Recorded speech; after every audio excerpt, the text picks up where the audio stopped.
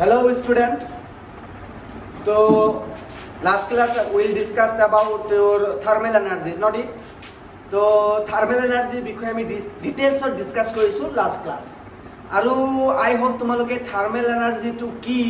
বস্তুটো কেনেকুৱা হয় আই থিংক তোমালোকে বস্তুবিলাক ভালকে বুজি পাইছা হয়নে নাই তো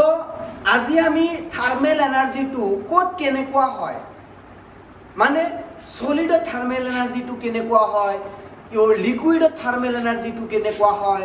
গেছৰ থাৰ্মেল এনাৰ্জিটো কেনেকুৱা হয় তো হেইটোৰ বিষয়ে আমি এতিয়া কি কৰিম ডিসকাস কৰিম so today I'll discuss about the thermal energy of solid liquid and gases respectively okay so first start with thermal energy of solid okay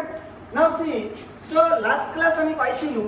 যে solid suppose মই এটা কন্টেইনার লৈছো এইটো এটা কন্টেইনার ইয়াতে মই এটা কন্টেইনার লৈছো আৰু ইয়াতে মই এটা কন্টেইনার লৈছো মই কেইটা কন্টেইনার লৈছো তিনিটা কন্টেইনার লৈছো ঠিক আছে we have taken 3 containers okay আমি তিনিটা কন্টেইনার লৈছো তিনিটা পাত্ৰ লৈছো আৰু এই পাত্ৰত মই কি ৰাখিছো সলিড বস্তু ৰাখিছো এতিয়া যদি এই পাত্ৰত মই সলিড বস্তু ৰাখো that means the particles are closely packed with each other the particles are closely packed with each other তো ইয়াতে মই কি ৰাখিছো কঠিন পদাৰ্থ ৰাখিছো আৰু কঠিন পদাৰ্থ যদি ৰাখিছো সেই কঠিন পদাৰ্থ থকা কণাবিলাক ইয়াতে কি হৈ থাকিব এটা আনটোৰ লগত লাগি থাকিব নে নাই কোৱা তোমালোকে নিজে কোৱা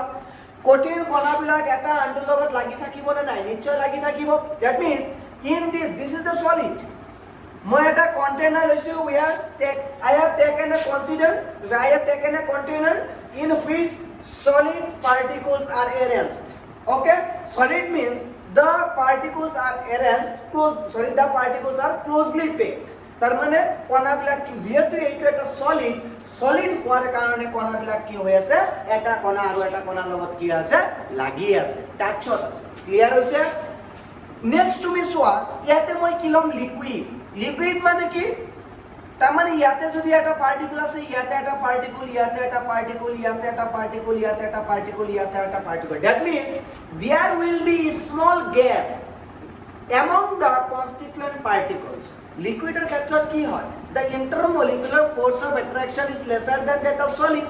liquid এর ক্ষেত্ৰত কি হয় আন্তঃ আণবিক বলটো কঠিন পদাৰ্থতকৈ কম হয় যাৰ কাৰণে এই পাৰ্টিকল কণাবিলাকৰ মাজত সামান্য কি থাকে গ্যাপ থাকে মানে সামান্য কি থাকে দূরত্ব থাকে এটা আনটোৰ পৰা দূৰত থাকে আৰু last one is consider as a gas মই ধৰিছো ইয়াতে কি আছে গ্যাসৰ কণা আছে gas particles are placed in the last container okay তো যদি ইয়াতে এটা পার্টিকল থাকে এটা পার্টিকল ইয়াতে থাকিব এটা ইয়াত থাকিব এটা ইয়াত থাকিব in gases there will be no intermolecular force of attraction among the constituent particles যেতিয়া গ্যাস আমি লও গ্যাস কণাবিলাকৰ মাজত কোনো ধৰণৰ আকৰ্ষণ বল আন্তঃ আণবিক বল নাথাকে যাৰ কাৰণে এটা পাৰ্টিকল যদি ইয়াতে আছে আৰু এটা পাৰ্টিকল সেই কৰ্নাৰত আছে মানে বহুত দূৰে দূৰে আছে why because there is no intermolecular force of attraction among the constituent particles ঠিক আছে মই ইয়াতে তিনিটা সিচুৱেচন কনসিডাৰ কৰিছো মন দিবা মই ইয়াতে কেইটা সিচুৱেচন কনসিডাৰ কৰিছো তিনিটা সিচুৱেচন কনসিডাৰ কৰিছো ফাৰ্স্ট সিচুৱেচনত মই সলিড কনসিডাৰ কৰিছো সেকেন্ড সিচুৱেচনত মই লিকুইড কনসিডাৰ কৰিছো আৰু থাৰ্ড সিচুৱেচনত মই কি কৰিছো গ্যাস কনসিডাৰ কৰিছো ঠিক আছে এতিয়া মই এই সলিডৰ থাৰ্মেল এনাৰ্জিটো চাম লিকুইডৰ থাৰ্মেল এনাৰ্জিটো চাম গ্যাসত মই থাৰ্মেল এনাৰ্জিটো চাম এতিয়া চোৱা থাৰ্মেল এনাৰ্জি মিন্স ই লাস্ট ক্লাস আমি পঢ়িছিলো নাই the thermal energy is denoted by E which is the summation of translational energy rotational energy and vibrational energy আৰু thermal energy to কি হয় অলপ সাইড কে দিব thermal energy is denoted by E and which is summation of translational rotational and vibrational মন দিবা দে তো আমি কি পাইছিলো যে থার্মেল এনার্জি টু তিনিটা এনাৰ্জিৰ যোগফল হয় আৰু সেই তিনিটা এনাৰ্জি কি আছিল স্থানান্তৰ শক্তি ঘূৰ্ণন শক্তি আৰু কম্পন শক্তি এতিয়া চোৱা মই সলিডৰ ক্ষেত্ৰত থাৰ্মেল এনাৰ্জি মই ক্যালকুলেট কৰিম যে what is the thermal energy in solid state what is the value এতিয়া চোৱা মন কৰিবা এই ট্ৰান্সলেশনাল এনাৰ্জি মানে কি আছে সলিডৰ ক্ষেত্ৰত মই কৈ আছো দে সলিডৰ ক্ষেত্ৰত থাৰ্মেল এনাৰ্জি মই ফাইন্ড আউট কৰিম মই সলিডৰ ক্ষেত্ৰত কঠিন অৱস্থাৰ ক্ষেত্ৰত তাপীয় শক্তি মই ফাইন্ড আউট কৰি আছো উলিয়াই আছো চোৱা এতিয়া এইটো সলিডৰ ট্ৰান্সলেশনাল এনাৰ্জি কি হ'ব কিমান হ'ব এতিয়া ট্ৰান্সলেশনাল এনাৰ্জি মানে স্থানান্তৰ কি শক্তি এতিয়া স্থানান্তৰ শক্তি কিহৰ কাৰণে আমি পাওঁ স্থানান্তৰ গতিৰ কাৰণে পাওঁ আৰু স্থানান্তৰ গতি মানে কি কণা এটা এঠাইৰ পৰা আন ঠাইলৈ যোৱা এতিয়া তো সলিডৰ ক্ষেত্ৰত চোৱা কঠিন পদাৰ্থৰ ক্ষেত্ৰত চোৱা এটা কণাই আৰু এটা কণাৰ লগত কি আছে একদম টাইটকে লাগি আছে কাৰণ আকৰ্ষণ বলটো বহুত বেছি চোৱা in solid the constituent particles are closely packed with each other because the intermolecular force of attraction is very high সেই কাৰণে এতিয়া তুমি চোৱা এই কণাটো মই যদি কওঁ ইয়াৰ পৰা ইয়াত যাব পাৰিব নেকি নিশ্চয় নোৱাৰে কাৰণ এই কণাটো ইপিনৰ পৰা কি চাপ দি প্ৰেছাৰ দি ধৰি ৰাখিছে ওপৰৰ পৰা প্ৰেছাৰ দি ধৰি ৰাখিছে এটা আনটোৰ লগত লাগি আছে তেনেহ'লে এই কণা নিজৰ পজিশন চেঞ্জ কৰিব পাৰিব নেকি নিজৰ অৱস্থান সলনি কৰিব পাৰিব নেকি তুমি নিজে কোৱা তো এই কণাটো চাৰিওপিনৰ পৰা ঘেৰি আছে covered by other particles এই পাৰ্টিকলটো আদাৰ পাৰ্টিকলে কি আছে ঘেৰি আছে কাৰণ সলিডত কি হয় এটা পাৰ্টিকল আৰু এটা লগত লাগি থাকে ক্লোজলি লাগি থাকে সেই কাৰণে এটা কণা আৰু এটা কণাই ক'ত যাব নোৱাৰে এঠাইৰ পৰা আন ঠাইলৈ যাব নোৱাৰে মানে নিজৰ পজিশন চেঞ্জ কৰিব নোৱাৰে যদি পজিশন চেঞ্জ কৰিব নোৱাৰে তেনেহ'লে তাৰ স্থানান্তৰণ শক্তি হ'ব নেকি যদি পজিশন চেঞ্জ কৰিব পৰা নাই তাৰমানে স্থানান্তৰ গতি নাই যদি স্থানান্তৰ গতি নাই তাৰমানে স্থানান্তৰ এনাৰ্জি নাই তো সলিডৰ ক্ষেত্ৰত স্থানান্তৰ এনাৰ্জি কিমান হয় 0 হয় মন দিবা সো মই এতিয়া ইংলিছত অলপ কম যে in solid the constituent particles are closely packed with each other that is why they can move from one to another position তো এই কাৰণে ইয়াতে এটা প্ৰান্তলৈ যাব নোৱাৰে that is why there is no translational movement and due to which translational energy is 0 তো solid কঠিন পদাৰ্থত কি হয় কণাবিলাক যেহেতু এটা আনটোৰ লগত বহুত মানে জোৰকে আকৰ্ষণ কৰি থাকে মানে বহুত জোৰকে লাগি থাকে সেই কাৰণে কণাবিলাক এঠাইৰ পৰা আন ঠাইলৈ যাব নোৱাৰে যাৰ কাৰণে স্থানান্তৰ গতি নাপাও আৰু স্থানান্তৰ গতি নাপাও কাৰণে স্থানান্তৰ শক্তি নাপাও যাৰ কাৰণে স্থানান্তৰ শক্তি কিমান হৈছে 0 হৈছে এতিয়া তুমি ৰোটেশনাল এনাৰ্জি ঘূৰ্ণায়মান শক্তিটো তুমি সলিডত চোৱা কঠিনত চোৱা কিমান হয় এতিয়া এইটোৱে কণা এতিয়া এইটো কণা যদি মই ঘূৰিব দিওঁ চোৱা এই কণাৰ আশে-পাশে বহুত কণা লাগি আছে এই কণাটো লক্ষ্য কৰা এই কণাৰ আশে-পাশে বহুত কণা কি হৈ আছে লাগি আছে এতিয়া এই কণাটো যদি মই ঘূৰিব দিওঁ ঘূৰিব পাৰিব নেকি নোৱাৰে কাৰণ চাৰিওপিনে হে কণাটো কি কৰি আছে ঘেৰি ৰাখিছে মানে কাভাৰ কৰি ৰাখিছে ধৰি ৰাখিছে চাৰিওপিনে দি তেনেহ'লে ইয়াক তো আমি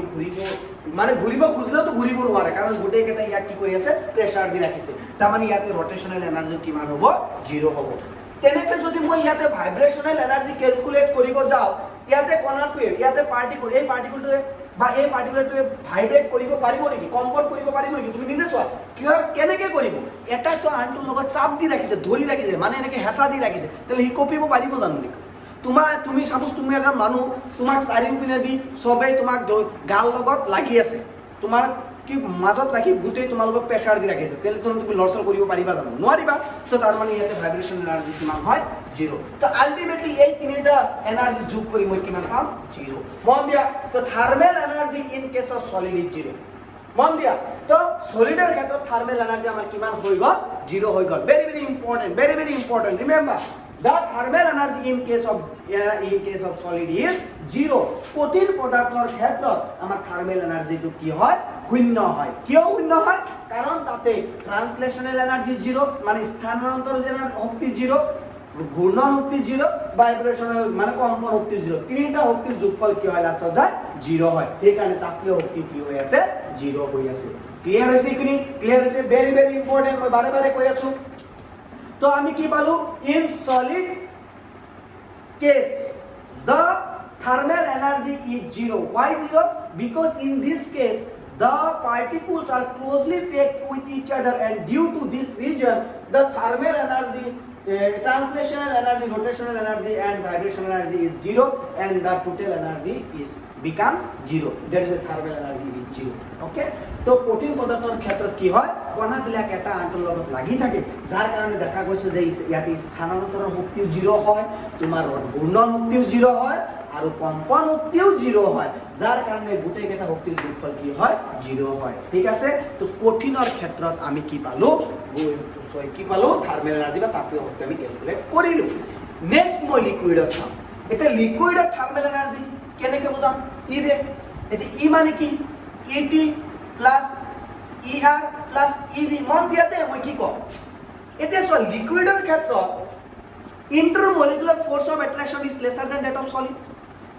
জুলীয়া পদাৰ্থৰ ক্ষেত্ৰত কণাবিলাকৰ মাজত আন্তঃআণৱিক বলটো কি হয় কঠিনতকৈ অলপ কম, যাৰ কাৰণে এটা কণা আৰু এটা কণাৰ পৰা অলপ দূৰত থাকে। এতিয়া চোৱা দূৰত থাকে কাৰণে এই কণাটো ইয়াত আছে, ইয়াৰে পৰা এই অলপ মাজত জাগা আছে নে নাই, অলপ গেপ আছে নাই, তো ইয়াৰে পৰা সামান্য ইয়াত যাব পাৰে নে নাই, ইয়াৰ পৰা ইয়াত যাব পাৰে নাই, অলপ অলপ জাগা আছে, সিহঁতৰ মাজে মাজে অলপ অলপ জাগা আছে, তেনেহ'লে সি কি কৰিব নিজৰ পজিশ্যন অলপ অলপ চেঞ্জ কৰিব পাৰে নে নাই। চোৱা এইটো কণা ইয়াতে আছে, ই অলপ চেঞ্জ কৰি ইয়াতে আহিল, তেনেহ'লে অলপ পজিশ্যন চেঞ্জ হ'ল নে নাই। তাৰমানে ইন লিকুইডত কি হৈ থাকে, কণাবিলাকৰ মাজত এই পাৰ্টিকুলবিলাকৰ মাজত আন্তঃআণৱিক বলটো অলপ কম, আন্তঃআণৱিক বলটো কি অলপ কম। ঠিক আছে, তো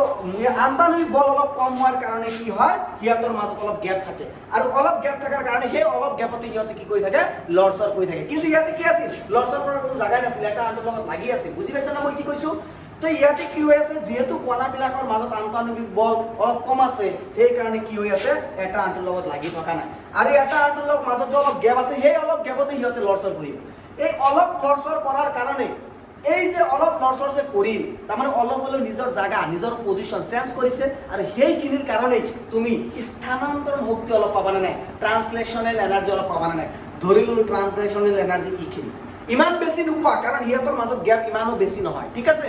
সামান্য লৰচৰ কৰাৰ কাৰণে কিবা এটা জাগা থাকে, আৰু সেইখিনি লৰচৰ কাৰণে তুমি অলপ কি পাবা ট্ৰান্সলেশ্যনেল এনাৰ্জি পাবা, মানে স্থানান্তৰ এনাৰ্জি পাবা। তেনেকে এই কণাটো ওপৰতো অলপ জাগা আছে, চাইডতো অলপ জাগা আছে, তো ইমান ভালকেও যদি কণাটো ঘূৰিব নোৱাৰে, তথাপি অলপ হ'লেও সি ৰটেট কৰিব পাৰিব, ঘূৰিব পাৰিব। কিয়, কাৰণ ইয়াৰ আশে পাশে অলপ হ'লেতো জাগা আছে, একদম স্মল। ঠিক আছে, একদম সৰু জাগা, তো সেই সৰু জাগাতে অলপ অলপকৈ ঘূৰি থাকিব, আৰু সেই অলপ অলপ ঘূৰাৰ কাৰণে ইয়াতে ৰটেশ্যনেল এনাৰ্জি তুমি অলপ পাবা, অলপ ৰটেশ্যনেল এনাৰ্জি পাবা। তেনেকে কম্পন শক্তি ভাইব্ৰেশ্যনেল এনাৰ্জি, তো ইয়াতে কণাবিলাকৰ মাজত সামান্য গেপ আছে, তো ইমান ভালকৈ যদি তাৰমানে বেছি জোৰকৈ যদি ভাইব্ৰেট কৰে, তেনেহ'লে এটা কণাই আৰু এটা কণাৰ লগত লাগি যাব, নহয় জানো, কাৰণ সিহঁতৰ মাজত গেপ কম, হয়নে নাই। এতিয়া তুমি ইয়াত আছা, আৰু তোমাৰ ঠিক 1 মিটাৰ মানে গেপ দিয়া আৰু এটা মান আছে, ইপিনে 1 মিটাৰ গেপ দিয়া আৰু এটা মান আছে। তুমি দুইটা হাত যদি এনেকৈ দিয়া, তেওঁ তোমাৰ হাতটো 1 মিটাৰতকৈ বেছি হৈ গ'ল, তেনেহ'লে সেই মানুহ দুটা খেঁচা লাগিবনে নাই, কথাটো তেনেকুৱা হৈছে। কিন্তু যদি মই চাওঁ সিহঁতক যদি নলগাকৈ মই কম্পন কৰোঁ, তেনেহ'লে এইখিনি মান দিব পাৰিম, হয়নে নাই, এইখিনি মান দিব পাৰিম, তাৰ ওপৰত দিলে সিহঁতৰ লগত লাগি যাব। তাৰ মানে কেছটো এইখিনিয়ে যে গেছত লিকুইডত কি হৈছে, যিহেতু পাৰ্টিকুলবিলাকৰ মাজত কণাবিলাকৰ মাজত সামান্য গেপ আছে, যাৰ কাৰণে সিহঁতৰ সামান্য অলপ কম্পন হ'ব, মানে অলপ অলপ কি কৰিব পাৰিব, সিহঁতে ভাইব্ৰেট কৰিব পাৰিব, কঁপিব পাৰিব, যাৰ কাৰণে আমি কি পাম একদম কম পৰিমাণে ভাইব্ৰেশ্যনেল বা কম্পন শক্তি পাম। এতিয়া এই চোৱা লিকুইডত আমি ট্ৰান্সলেশ্যনেল এনাৰ্জি স্থানান্তৰণ শক্তি অলপ পাইছোঁ, ৰটেশ্যনেল এনাৰ্জি ঘূৰ্ণন শক্তি অলপ পাইছোঁ, আৰু ভাইব্ৰেশ্যনেল এনাৰ্জি মানে কম্পন শক্তি অলপ পাইছোঁ। তো অলপ শক্তি যোগ কৰি এটা ডাঙৰ শক্তিয়ে পামনে নাই, অলপ ডাঙৰ শক্তিয়ে পাম, কাৰণ ইয়াৰ পৰা অলপ আহিছে, ইয়াৰ পৰা অলপ আহিছে, ইয়াৰ পৰা অলপ আহিছে, তো এই তিনিটা শক্তি যোগ কৰিলে এটা ডাঙৰ মানে এটা ভালে মান পাম, হয় নাই। তো তাপীয় শক্তি ইয়াত অলপ আছে, মানে ভালে অলপখিনি অলপ আছে। এতিয়া গেছৰ ক্ষেত্ৰত চোৱা, গেছৰ ক্ষেত্ৰত মই যদি থাৰ্মেল এনাৰ্জি উলিয়াওঁ, ই মানে কি, গেছৰ ক্ষেত্ৰত থাৰ্মেল এনাৰ্জি যদি ওলাওঁ, equal to ET plus ER plus EB. চোৱা in gas there will be no intermolecular force of attraction among the constituent particles. গেছীয় পদাৰ্থৰ ক্ষেত্ৰত কণাবিলাকৰ মাজত কোনো ধৰণৰ আকৰ্ষণ বল নাথাকে। যদি নাথাকে, এটা যদি ৰুমৰ সেই কৰ্ণাৰত আছে আৰু এটা ৰুমৰ এই কৰ্ণাৰত, সিহঁতৰ মাজত কোনো যোগাযোগ নাই। কিয় যোগাযোগ নাই? কাৰণ কোনো আন্তঃআণৱিক বলে নাই, ইণ্টাৰমলিকুলাৰ ফ'ৰ্চ অফ এট্ৰেকশ্যন নাই। তেনেহ'লে সিহঁতৰ মাজত গেপ বহুত থাকিবনে নাই? যেতিয়া গেপ বহুত থাকিব, এটা ৰুমত দুটা মানুহ আছে, এটা হ'ল সেই কৰ্ণাৰত আৰু এটা হ'ল এই কৰ্ণাৰত, তেনেহ'লে সেই মানুহ দুটাই চকু মুদি ঘূৰিব পাৰিবনে নাই? কাৰণ তোমাৰ কি হৈ আছে, তোমাৰ মানে ৰুমটো বেছিভাগ সময় খালী, হয় না নাই ৰুমটোৰ বেছি বা সময় খালি সেইকাৰণে তুমি ঘূৰাৰ কাৰণে স্পেচ খালি জাগাও বেছি হয় না নাই এই কেছ হৈছে ইয়াতে তাৰ মানে গেছৰ ক্ষেত্ৰত কি হৈছে যেহেতু ইন্টাৰমলিকুলাৰ ফোৰ্স অফ এট্ৰাকশন নেগলিজিবল আন্তঃআণৱিক বল ধৰিব গ'লে নাইয়ে সেই কাৰণে কণাবিলাকৰ মাজত গ্যাপ বহুত বেছি সেই কাৰণে সিহঁতে বহুত ভালকে কি কৰিব পাৰে লৰচৰ কৰিব পাৰে বা বহুত ভালকে এঠাইৰ পৰা আন ঠাইলৈ যাব পাৰে যাৰ কাৰণে এঠাইৰ পৰা আন ঠাইলৈ যোৱাৰ লগে লগে হেতু কি বুলি কওঁ স্থানান্তৰণ এনাৰ্জি হ'ব এঠাইৰ পৰা নিজৰ অৱস্থান যেতিয়া চেঞ্জ কৰিব সলনি কৰিব তেতিয়া তাক কি বুলি কম ট্ৰান্সলেশন এনাৰ্জি ক্ৰিয়েট হ'ব স্থানান্তর এনার্জি ক্রিয়েট হবো সেই এনার্জিটো কি বহুত বেশি সেই এনার্জিটো কি বহুত বেশি কারণ কি হয়েছে জায়গা বহুত বেশি ন সি চকু মুদি ফুৰিব আছে তাৰ মানে সিহঁতৰ কণাবিলাকৰ মাজত আন্তঃআণৱিক বল নাই আৰু সিহঁতৰ মাজত গ্যাপ বহুত বেছি তাৰ মানে সিহঁতে বহুত বিন্দাস কি বিন্দাস হয় না নাই আমি যেনেকৈ কওঁ বিন্দাস ভাৱে আমি ঘূৰি আছো তেনেকৈ কণাবিলাকৰ কি হ'ব বিন্দাস ভাৱে ঘূৰি থাকিব হয় না নাই তো সিহঁতে বিন্দাস ভাৱে ঘূৰি থাকিব যেতিয়া বিন্দাস ভাৱে ঘূৰি থাকিব তেনেহ'লে ট্ৰান্সলেট এনাৰ্জি বহুত বেছি হ'ব অবভিয়াসলি বেছি হ'ব তেনেকৈ চকু মুদি ঘূৰি থাকিব ব্লাইণ্ডলি ঘূৰি থাকিব কিয় কণাৰ নিচিনা ব্লাইণ্ডলি ঘূৰি থাকিব কাৰণ আশে পাশে কোনো কণা নাই আকৰ্ষণ বলটো নাই বহুত দূৰে দূৰে কণাবিলাক আছে তো চকু মুদি ঘূৰি থাকিব তাৰমানে ব্লাইণ্ডলি তেনেহ'লে ইয়াতে ৰটেশ্যনেল এনাৰ্জি বহুত বেছি পাম তেনেকৈ ভাইব্ৰেট কৰোঁতেতো কাৰো লগত নালাগে কাৰণ এটা কণা আৰু এটা কণাৰ মাজত কোনো সম্পৰ্ক নাই বহুত দূৰে দূৰে আছে তুই বহুত ফ্ৰীভাৱে বহুত মুক্তভাৱে সি কি কৰিব কম্পন কৰিব আৰু সেই কম্পনৰ কাৰণে কি হ'ব কম্পন শক্তি আৰু ভাইব্ৰেটৰ কাৰণে কি হ'ব ভাইব্ৰেশ্যনেল এনাৰ্জি আৰু সেইটো কি হ'ব বহুত বেছি হ'ব এতিয়া এই চোৱা গেছৰ ট্ৰান্সলেশ্যনেল এনাৰ্জিও বহুত বেছি ৰটেশ্যনেল এনাৰ্জিও বহুত বেছি ভাইব্ৰেশ্যনেল এনাৰ্জিও বহুত বেছি মন দিয়া গেছীয় পদাৰ্থৰ ক্ষেত্ৰত স্থানান্তৰণ শক্তিও বহুত বেছি ঘূৰ্ণন শক্তিও বহুত বেছি কম্পন শক্তিও বহুত বেছি যদি এই বহুত বেছি শক্তি যোগ কৰিম তেনেহ'লে মই এটা বহুত ডাঙৰ মান পাম নে নাই চোৱা এই ইকুৱেল এই তিনিটা শক্তি যেতিয়া মই যোগ কৰিম বহুত ডাঙৰ এটা শক্তি পাম এতিয়া তুমি লক্ষ্য কৰা সলিডত কি হৈছে তাপীয় শক্তি 0 হৈছে in solid the thermal energy 0 in liquid thermal energy আছে ইমানো বেছি নহয় ইমানো কম নহয় মানে সলিডতকে বেছি কিন্তু গ্যাসত থার্মেল এনার্জি ম্যাক্সিমাম চোৱা ম্যাক্সিমাম হৈছে না নাই কিয় ম্যাক্সিমাম নহব কাৰণ কণাবিলাকৰ মাজত আন্তঃআণৱিক বলে নাই পাৰ্টিকলবিলাকৰ মাজত ইন্টাৰমলিকুলাৰ ফোৰ্স অফ এট্ৰাকশনে নাই সেই কাৰণে কি হয় তাতে ট্ৰান্সলেশনেল এনাৰ্জি ৰটেশ্যনেল এনাৰ্জি ভাইব্ৰেশ্যনেল এনাৰ্জি গোটেইকেইটা কি হয় বহুত বেছি হয় আৰু বহুত বেছি হোৱাৰ কাৰণে তাপীয় শক্তি থাৰ্মেল এনাৰ্জিটো কি বহুত বেছি হয় এতিয়া চোৱা তো এইটো আমি ডিসকাস কৰিলো যে how very thermal energy from solid to gas তাপীয় শক্তি সলিডৰ পৰা গেছলৈ কেনেকৈ পৰিৱৰ্তন হয় তো সলিডৰ ক্ষেত্ৰত দেখা গৈছে যে তাপীয় শক্তি কি হয় শূন্য হয় তৰলৰ মানে জুলীয়া পদাৰ্থৰ ক্ষেত্ৰত দেখা গৈছে যে তাপীয় শক্তি সলিডতকৈ কঠিন পদাৰ্থতকৈ বেছি হয় আৰু গেছত তাপীয় শক্তি সবতকৈ বেছি হয় ক্লিয়াৰ হৈছে এতিয়া ইয়াৰ পৰা আমি এটা কনক্লুজন পাম মুছি দিলো এইখিনি তোমালোকৰ কাভাৰ হৈছে এইখিনি বুজি পাইছা মুছি দিলো সলিডত থাৰ্মেল এনাৰ্জি 0 লিকুইডত থাৰ্মেল এনাৰ্জি সলিডতকৈ বেছি গেছত থাৰ্মেল এনাৰ্জি ম্যাক্সিমাম মুছি দিলো কাৰণ আৰু এটা বস্তু মই বুজাব লগা আছে ওকে মুছি দিলো বেয়া নাপাবা তুলি লৈছা না ওকে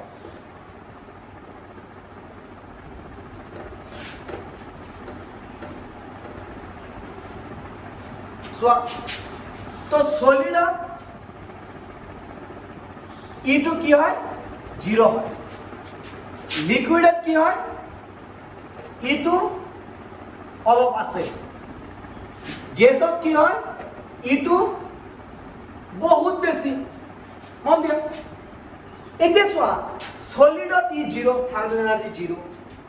লিকুইডত থাৰ্মেল এনাৰ্জি সলিডতকৈ বেছি কঠিন পদাৰ্থতকৈ বেছি আৰু গেছত থাৰ্মেল এনাৰ্জি ম্যাক্সিমাম তাৰমানে সবতকৈ তাপীয় শক্তি ক'ত বেছি গেছত এতিয়া চোৱা তুমি ইয়াৰ পৰা কি কনক্লুজন পালা ইয়াৰ পৰা তুমি কি কনক্লুজন পালা কি সিদ্ধান্ত ল'বা চোৱা নিজেই গম পাইছা এতিয়া চোৱা সিদ্ধান্ত এইখিনিয়ে ইয়াতে থাৰ্মেল এনাৰ্জি 0 মানে তাপীয় শক্তি 0 কিয় 0 কাৰণ internuclear distance intermolecular force of attraction is very high কিন্তু আন্তঃআণৱিক বল যথেষ্ট বেছি ইয়াতে কি হৈছে তাপীয় শক্তি ম্যাক্সিমাম মন দিয়া তাপীয় শক্তি ম্যাক্সিমাম তাপীয় শক্তি সবতকৈ বেছি কিয় কাৰণ ইয়াতে আন্তঃআণৱিক বল নাথাকে মানে কি বুজি পালা that means intermolecular force of attraction that means thermal energy thermal energy inversely proportional. Thermal energy is inversely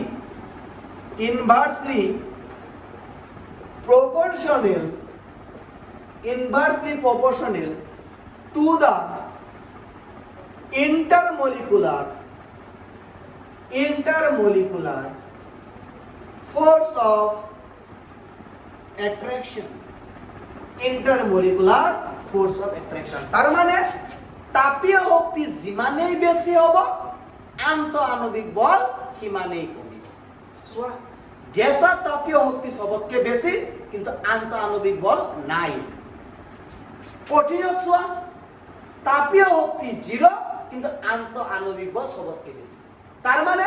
আন্ত আণবিক বল সলিডৰ পৰা যেতিয়া কঠিন পদাৰ্থৰ পৰা যেতিয়া তুমি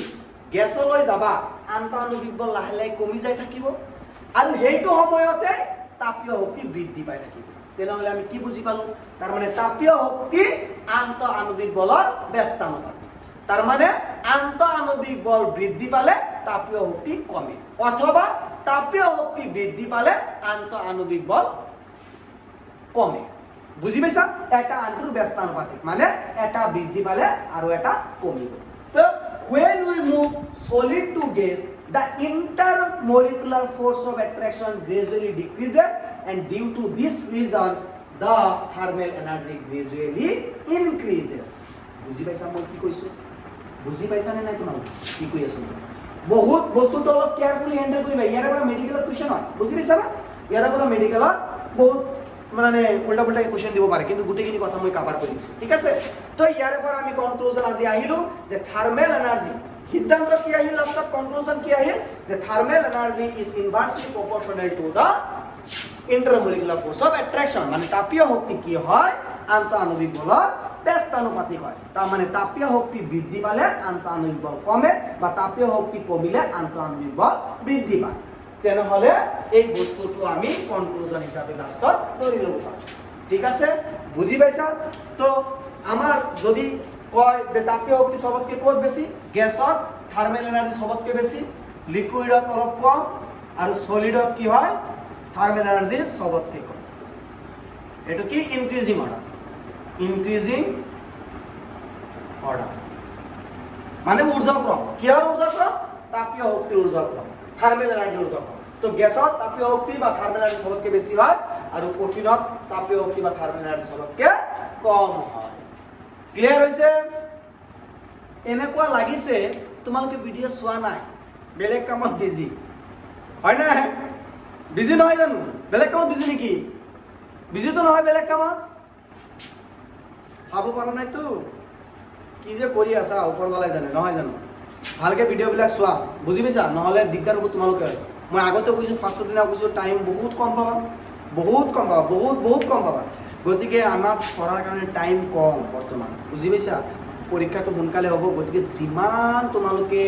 টাইমবিলাক ভালকৈ ইউটিলাইজ কৰিব পাৰা সিমানলৈকে তোমালোকৰ ভাল, ঠিক আছে? তো আজি টপিক আমি কভাৰ কৰিলোঁ thermal energy of solid, liquid and gas. তাপীয় শক্তি কঠিনত কেনেকুৱা হয়, তাপীয় শক্তি জুলীয়াত কেনেকুৱা হয়, তাপীয় শক্তি গেছত কেনেকুৱা হয়, ঠিক আছে?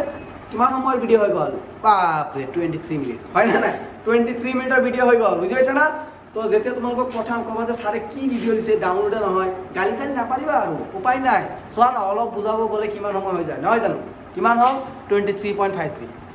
অ'কে, তো আজি আমি যিখিনি শিকিলোঁ আশা কৰোঁ তোমালোকে নিশ্চয় বুজি পাবা, আৰু এইখিনি বস্তু ভালকৈ কপিত নোট ডাউন কৰিবা, খালি থৈ নিদিবা, ঠিক আছে? খালি যদি তোমাৰ মোবাইলতে ৰৈ যায়, মোবাইলতে ৰৈ যায় থাকিব, ঠিক আছে? অলপ কপিত তুলিবা, কপিত তুলিলে পঢ়ি ভাল পাবা, হ'ব? ঠিক আছে, তো আজি এইখিনিলৈকে, থেংক ইউ।